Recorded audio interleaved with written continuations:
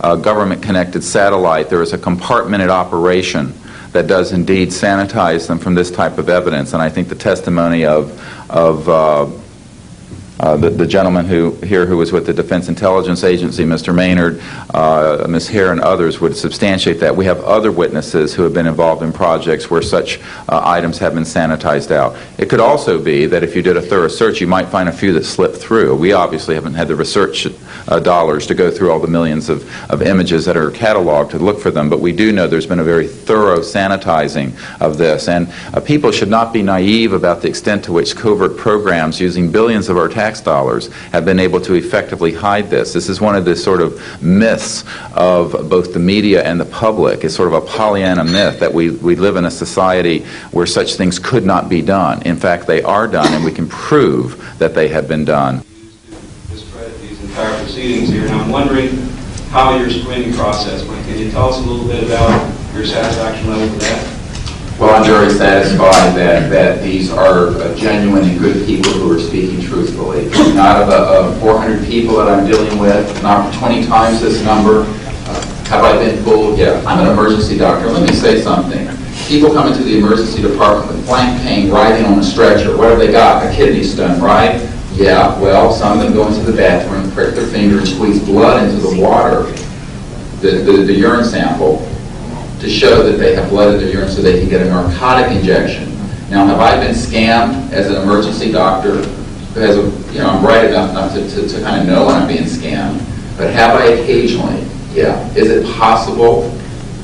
It's possible. Is it likely? No. And here's what's more important. You don't not treat or accept the testimony or the history of every patient that comes in with flank pain and assume that they're lying just because you've been scammed once or twice. This field, you make a very good point, is filled with hoaxes and scams and what have you. It doesn't mean, however, that all of it is. And in fact, what we're saying after 8 years of research, we have found the documents, the top secret witnesses, the insiders willing to testify under oath before Congress that this is true. Now, here's another key point. Some of the people who are in this witness pool, Mr. Sheehan, myself, and a couple of other attorneys, are members of state licensed professions. And what that means is that if we are perpetrating a hoax, we will lose our license to practice medicine. We will lose our license to practice law because we'll be perpetrating a hoax upon the public. So what I would say to you is that the group of people before you are very credible, and the others whom we have identified are. We are not the CIA. We have not been able to do a $50,000 background check on each person. I'll give you that caveat. But we have done very serious interviews and vetting. And by the way, these people have presented their DD-214s, their defense forms, other documentation that show the two DD-214s and others that show that they were in the military at a certain place and a certain time. So we're very comfortable that, in fact, that the weight of the testimony will carry the day here and that this is real. I had an insight, and it relates to your question. There have been tens of thousands of sightings and experiences from all over the world. Only one needs to be true.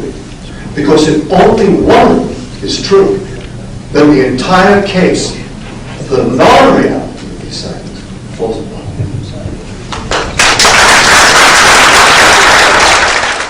Such evidence out of the public domain, yes. A priori, all signed agreements and oaths that have flowed from such operations are null and void. What that means is, in legal theory, is that if it's an illegal enterprise, the agreements those that are entered into as a result of that illegal enterprise have no legal standing. So one of the things I would like to announce today is all of the men and women listening to this need to know they are free to speak. We are declaring all national security oaths on this subject null and void. They have flowed from illegal operations that have no standing constitutionally. My people, my mother's family, who fought in the American Revolution, were prisoner of war with the British to help found this country, did not fight and die to form the United States so that this kind of chicanery can go on. So these men are free to speak, and there can be no legal repercussions against them. We have legal counsel who will also support this theory, and we're taking this to other constitutional scholars. It is time for that game to end. It is time for a new era in the human experience. Yes.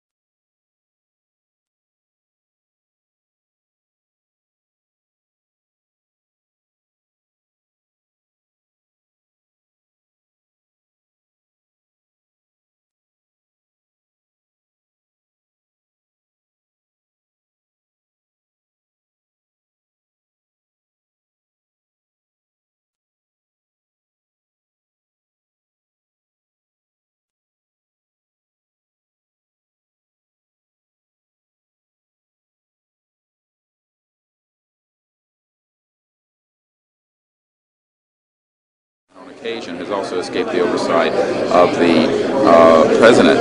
We know for a fact that this has happened. I personally briefed President Clinton's first CIA director on this. I was informed that they had no access to these projects, although they knew they existed. I was told the same thing by the senior investigator for the Senate Appropriations Committee, a man named Dick D'Amato, who in 1994 told me that there were somewhere between $40 and $80 billion a year going into these classified projects, and that he, with a subpoena on behalf of the Senate and a top-secret clearance, could not penetrate them. He told me these were the varsity team of all black projects, covert projects. So this is really serious stuff, and it brings into question, have we gone down the road that Eisenhower warned us about a little too far when he said, beware of the military-industrial complex, that it can escape the checks and balances of our democracy.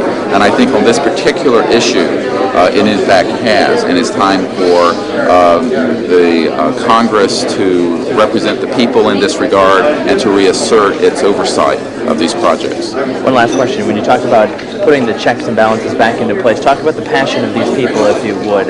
How confident are they? Well, they know what they saw. I mean, these are men ranging from Air Force and NRO officials to people who have been contract agents for the CIA to people who have been pilots in World War II and are heroes of our country, the greatest generation that Tom Brokaw talks about. And so what I have to say to you is that these people know what they saw. They're not going to be speaking about anything except what they directly witnessed. And we're not talking lights in the sky and swamp gas. We're talking people who have actually retrieved extraterrestrial vehicles who are going to be here today. Very good. We'll take one picture of it. That's concrete and that's based on reality. But anyone who does further research in this field will find that they are not hostile. None of them are hostile. They have shown us that they can shut down missile silos and rockets. They have not destroyed us, and they've been here for tens of thousands of years. We know of 50 years worth, more or less, of secrets. We know of major... And the fact is... What about this hybrid breeding program that keeps being referred to? Well, again, we're not dealing with these kinds of things. We are dealing with credentialed, unimpeachable witnesses here who have worked in projects. We're not dealing with that. We're dealing with what we know. What we know is that these are not hostile entities. I don't know how to explain this to you except that people here, we're all still here. The world is still here. And they have shown us what their technology is capable of doing. And you can yet imagine, and you can hear from witnesses who worked in fields of re-engineering, back engineering, what kinds of technologies can come out of this to literally save people from the suffering that's going on right now. I don't doubt the possibility of that. Yes, and that's what this disclosure is about. It isn't about these other kinds of stories that you have no proof of and nobody does. And the fact is, we hear of what we're saying. Well, they have removed artifacts. Well, again, we're not going to deal with this kind of story, and a lot of that is manufactured also. That's for sure. So what we're dealing with here is concrete evidence, documents, people who've been working in the industry, in the military industrial complex, in the intelligence industry. I worked in the MX missile, well, and I would if I went public with that whole story. So you can imagine.